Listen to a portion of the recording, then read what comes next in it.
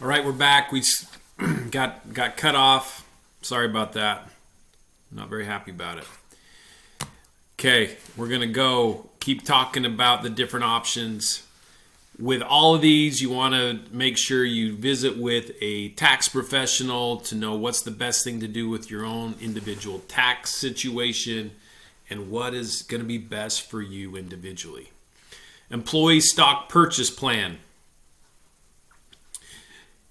At a certain time during the year, monthly, quarterly, annually, the company will sell its own stock to the employees at a discount, where the employee sets money aside in their own stock purchase account, and monthly, quarterly, or annually, the company will sell it at a discount. So here's the example. Donnie wants to put $4,000 into a stock purchase plan, or $1,000 a quarter, which is $3.33 every month. At the end of the quarter, Donnie has $1,000, and the company says, "I'll sell you 200 shares at $5 each." So it's a 50% discount. Donnie now owns 200 shares of the stock, valued at $2,000, but he only paid $1,000 for it. So Donnie can just hold it and sell it later, or he can immediately sell and just lock in $1,000 gain. Stock grants. The company is just going to give you stock. Oftentimes, this is probably the most common one used to attract really good talent to come and join our team. The company's not worth much now, but we believe it can be in the future. We believe we have the right technology or the right idea. We just got to put it all together. Here's the example for Dino. He receives a stock grant for 500 shares. It'll vest over 4 years, or 25% a year. He has two choices. He can pay ordinary income tax on the value of the grant when it is received, so the 500 shares, whatever that value is, and then pay long-term capital gains on any of the growth. Or pay nothing now, and then you'll pay ordinary income tax on everything when it is sold. So it's free money. It is free money, and that can be worth a ton. So one great example is Steve Ballmer, who was with Microsoft for 40 years. He now owns the LA Clippers and the NBA, made billions and billions of dollars working for Microsoft. Now he became the CEO and held other high executive positions prior to being CEO. But these stock grants that they build into their contracts and their compensation packages is where these guys make the biggest sums of money. Now, profit sharing, it's very straightforward. It's just, hey, we want to share in the profits with our employees, and you're going to designate how much every employee is going to get in this pool. Divide it out, everybody gets it. It's all treated as ordinary income tax, and you don't have to do it every single year as a business owner. So that is everything for employee stock option benefit plans. Okay. All right, so let's go here. I already did it once, but it didn't record it, so I've got everything pulled up again. So this is Tammy. She's worked at Mega Fund Engineering for 30 years. She is 100% eligible for her pension beginning today because she is 65. Her husband, John, is the same age. Her ending monthly salary was $10,000 a month.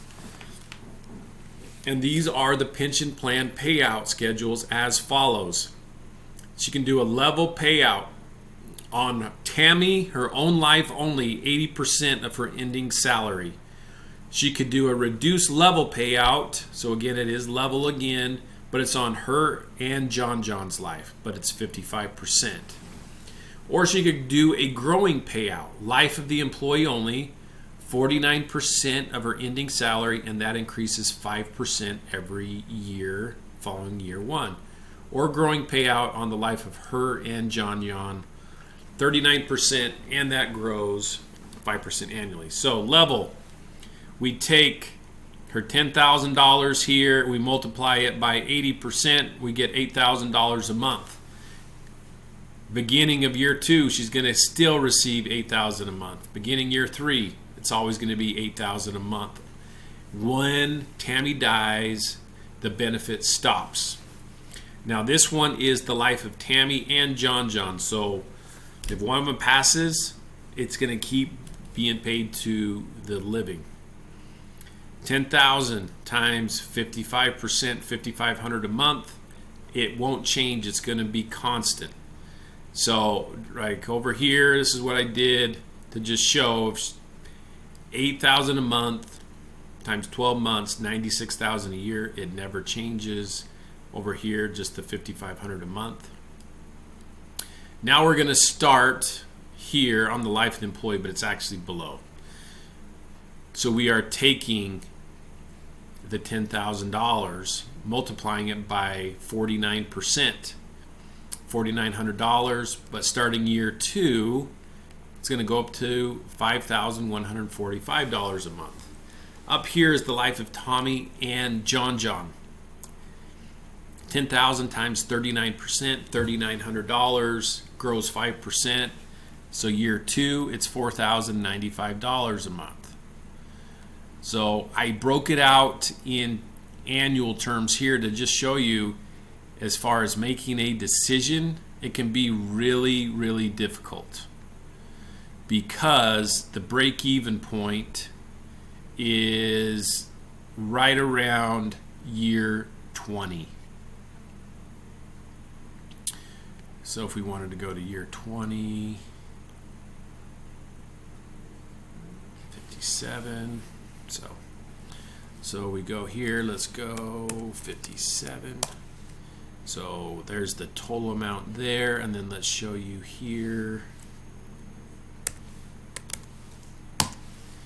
So you can see at year 20, if she did the growing, she had finally received an extra $24,000. But it was during that 20th year that she finally went over the break even. And these two numbers are based off of monthly amounts, so they aren't correct, and they are based off of 20 years. So what I did or need to do,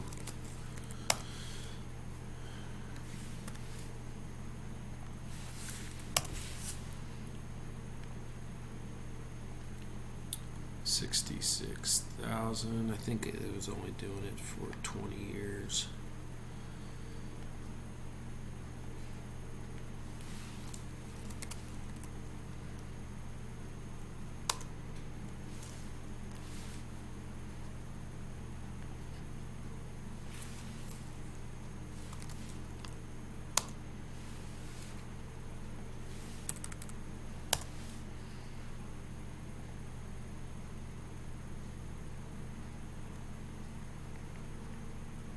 So it only plugged it in for the 20, 57, yeah. So on the joint plan, so the life of both Tammy and John John, break even is in between years 17 and 18. So it's good to go to this point and say, is it worth it? If we live more than 20 years, yeah, it is. If we don't, then it's not. So what do we feel? What is our risk tolerance? What do we think? And then you got to factor in, well, what if I took some of the extra funds and was actually investing them or whatever? How would that play out? So those are a lot of things to keep in consideration. And anyway, hope this was good, it was helpful, and we'll be back together soon. Have a good one.